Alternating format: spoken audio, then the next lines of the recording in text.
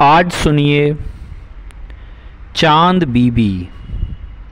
दक्षिण भारत के छोटे से राज्य अहमदनगर का मुग़ल साम्राज्य से लोहा लेना बड़े साहस का कार्य था, किंतु अहमदनगर ने यह सिद्ध कर दिया कि यदि चांद बीबी जैसी वीरांगना का कुशल नेतृत्व मिल जाए तो अकबर जैसे प्रतापी सम्राट की सेना को भी मुंह की खानी पड़ सकती है।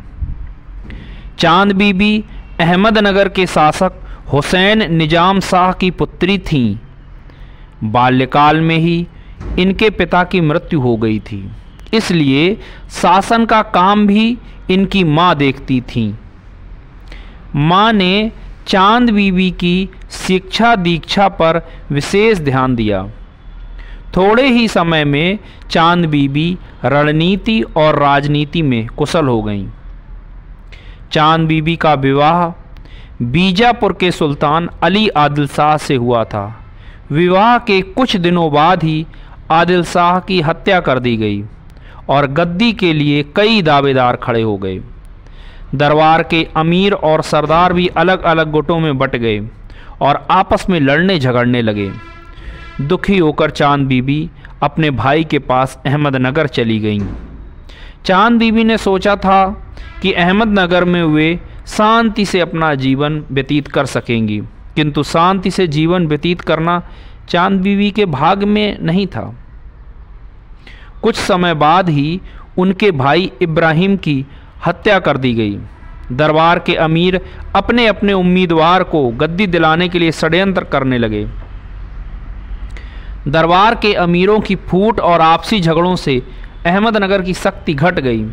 राज्य की शासन व्यवस्था पर भी इसका बुरा प्रभाव पड़ा।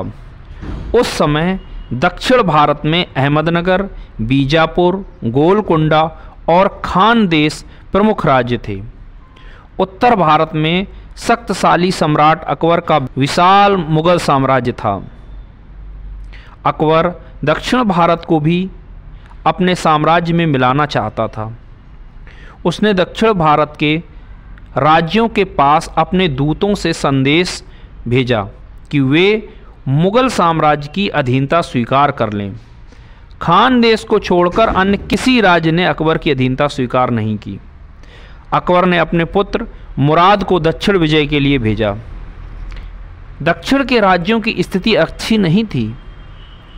एक राज्य की दूसरे राज्य से शत्रुता थी और राज्यों में दरबारियों के अलग अलग गुटों से झगड़े चल रहे थे। अहमदनगर की स्थिति भी ऐसी ही थी। मुगल सेना ने अहमदनगर में घेरा डाल दिया था, लेकिन दरबार के अमीर एक दूसरे को नीचा दिखाने में अपनी शक्ति बर्बाद कर रहे थे। ऐसे समय में उन्होंने दरबार के अमीरों तथा सरदारों से आपसी मतभेद भुलाकर अहमदनगर की रक्षा करने का वचन लिया। यह चांद बीबी की प्रथम सफलता थी। दरबार में अमीरों को संगठित करने के बाद उन्होंने बीजापुर राज्य से संधि की और इब्राहिम शाह के पुत्र को गद्दी पर बैठाकर शासन का कार्य संभाल लिया। अहमदनगर का मोर्चा सुदृढ़ करने के लिए चांद बीबी स्वयं घोड़े पर सवार होकर युद्ध की तैयारी देखती थीं। वे मोर्चों पर जाकर सैनिकों का उत्साह बढ़ाती थीं। युद्ध कई दिनों तक चला। विशाल मुगल सेना अहमदनगर के छोटे से राज्य को दबा न सकी। एक दिन मुगल सेना ने सुरंग लगाकर किले की एक दीवार को उड़ा दिया। अहमदनगर के सैनिक घबरा गए, क्योंकि अब मुगल सेना को रास्ता मिल गया था। मुगल सेना भी खुश थी कि अब तो विजय निश्चित ही है, किंतु चांद बीबी रात भर दीवार पर खड़े होकर सैनिकों और कारीगरों का उत्साह बढ़ाती रही। रातों रात किले की दीवार की मरम्मत कर दी गई। मुगल सेना यह देखकर आश्चर्यचकित रह गई। अहमदनगर का घेरा चलता रहा। न तो चांद बीबी हार मानने को तैयार थी और न ही मुगल सेना घेरा उठाने को तैयार थी। एक बार अहमदनगर की सेना के पास तोपों के गोले समाप्त हो गए। सैनिकों में निराशा छा गई, किंतु चांद बीबी ने धैर्य और सूझबूझ से काम लिया। उन्होंने सोने चांदी के गोले ढलवाए, जिनका प्रयोग तोपों में किया गया। इधर अहमदनगर की सेना के पास साधन कम हो रहे थे और उधर मुग़ल सेना ने भी अनुभव किया कि चांद बीबी पर विजय प्राप्त करना आसान नहीं है। दोनों पक्ष युद्ध से ऊब गए थे, अतः वे संधि करने को तैयार हो गए। चांद बीबी ने बरार का क्षेत्र अकबर को देना स्वीकार कर लिया। संधि के बाद बहुत दिनों तक मुग़लों ने अहमदनगर की ओर आंख नहीं उठाई। 5 वर्ष बाद मुग़लों ने अहमदनगर पर पुनः आक्रमण किया, किंतु इस समय चांद बीबी नहीं थी। दरबार के अमीरों ने षड्यंत्र करके इस महान महिला की हत्या कर दी थी। मुग़ल सम्राट अकबर भी चांद बीबी की बहादुरी और हिम्मत की इज्जत करने लगा था।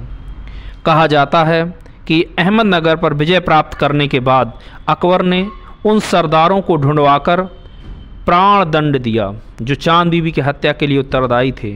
धन्य है चांद बीबी जिनके स्वतंत्रता, प्रेम, धैर्य, शौर्य और साहस के कारण उनके शत्रु भी उनकी इज्जत करते थे। यदि आपको हमारा ये पॉडकास्ट पसंद आया हो तो इसे लाइक एंड शेयर करना ना भूलें।